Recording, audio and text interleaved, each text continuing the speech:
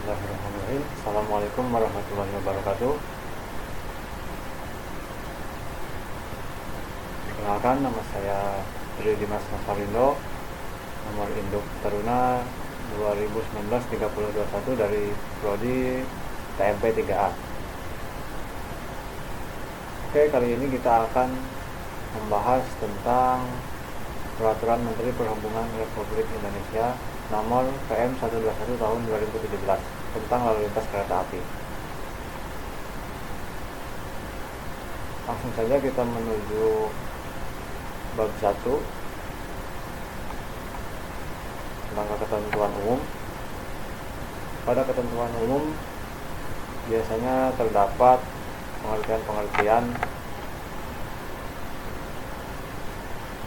pengertian istilah di dalam lingkungan perkereta apian, dan biasanya tiap peraturan menteri memiliki ketentuan umum yang sama, hanya saja terdapat beberapa poin ataupun istilah yang berbeda.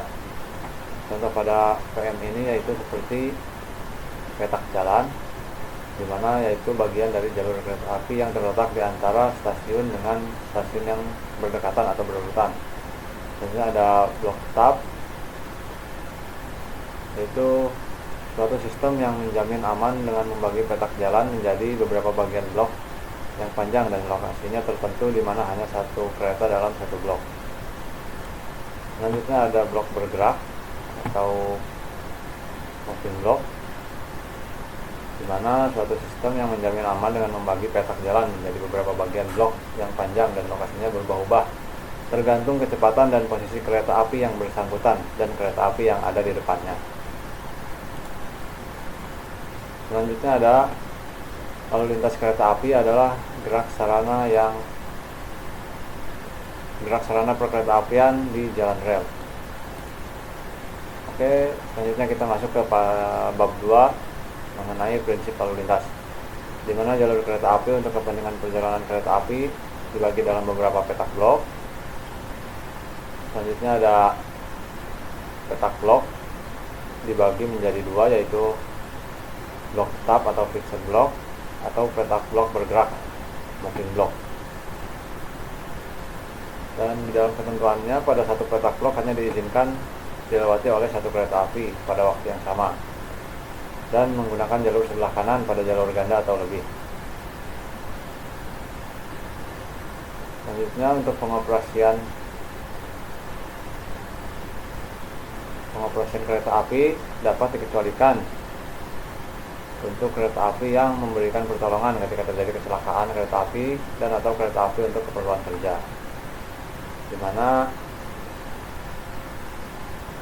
pengoperasian juga dapat dikecualikan jika terdapat gangguan operasi pada kereta api. Dan yang mengatur pengecualian tersebut yaitu petugas pengatur perjalanan kereta api atau petugas pengendali operasi kereta api terpusat. Selanjutnya untuk kecepatan maksimum operasi kereta api ditentukan berdasarkan kecepatan maksimum yang paling rendah antara kemampuan sarana maupun prasarana berkereta apian. Dan untuk kecepatannya disesuaikan dengan kebutuhan operasi kereta api dan tidak boleh melebihi kecepatan maksimum operasi kereta api. Pengoperasian kereta api pun tidak boleh melebihi kapasitas lintas dengan mempertimbangkan kecepatan operasi kereta api, jarak petak blok, fasilitas operasi, dan waktu perawatan prasarana.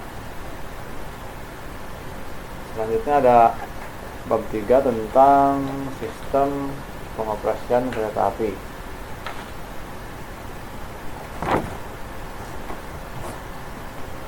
Bagian 1 yaitu tentang pengaturan dan pengendalian perjalanan kereta api,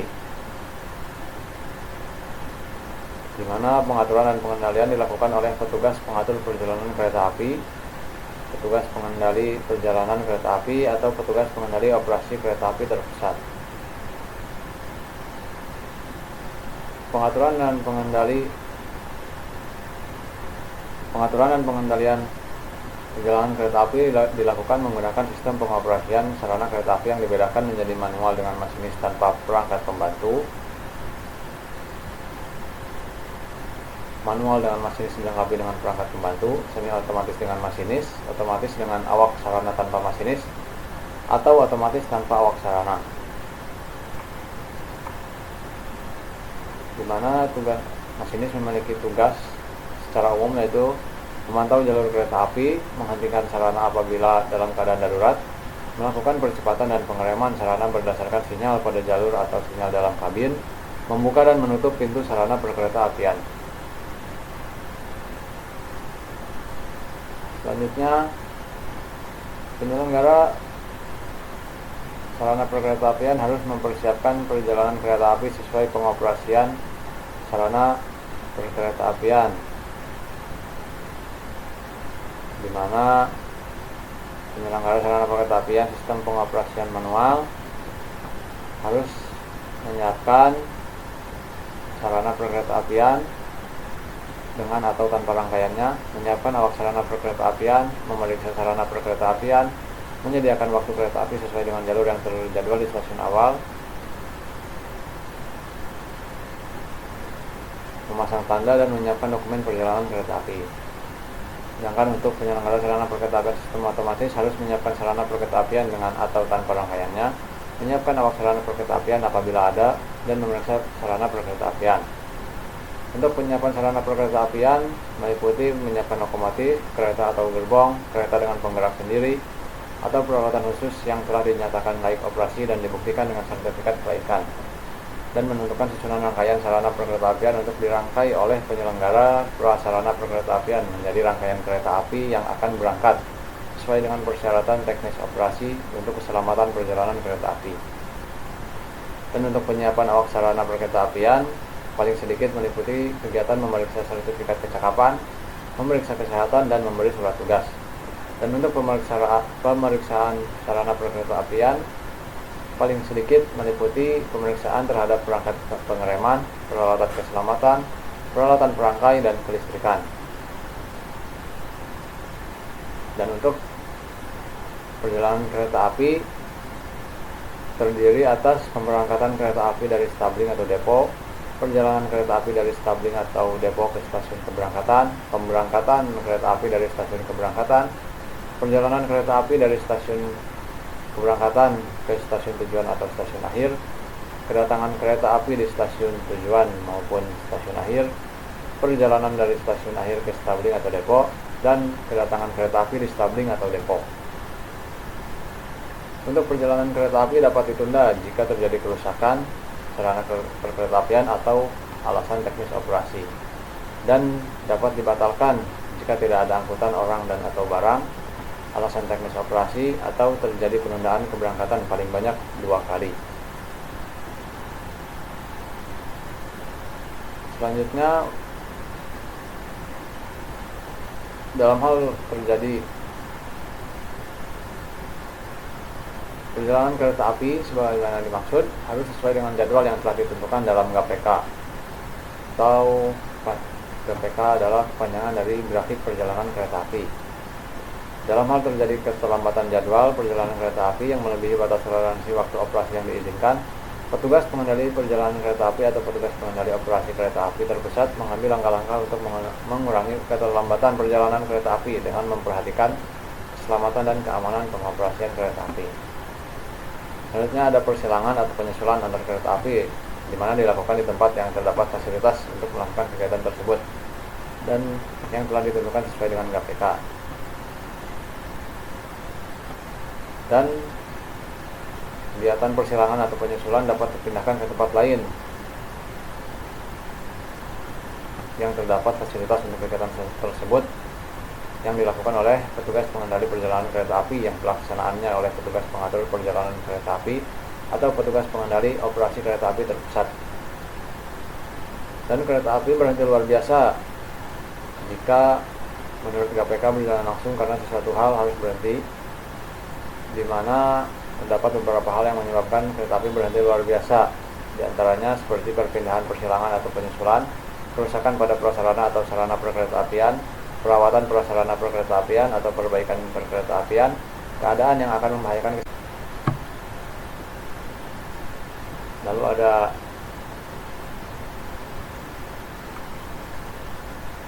keadaan yang akan membahayakan keselamatan perjalanan kereta api, indikasi sabotase, bencana alam, huru-hara, dan adanya sarana perkeretaapian yang tertinggal pada petak blok. Untuk perjalanan kereta api dapat dialihkan apabila terjadi rintang jalan dan waktu untuk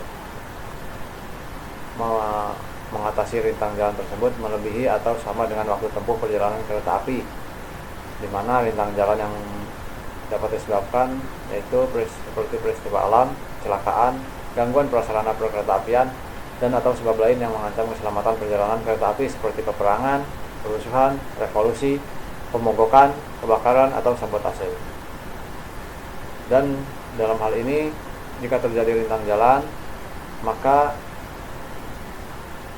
penyelenggara sarana perkeretaapian harus segera mengumumkan kepada masyarakat dan pengguna jasa dan memindahkan penumpang, bagasi, dan barang hantaran ke kereta api lain atau moda angkutan lainnya sesuai dengan ketentuan agar penumpang dan atau barang tetap lancar.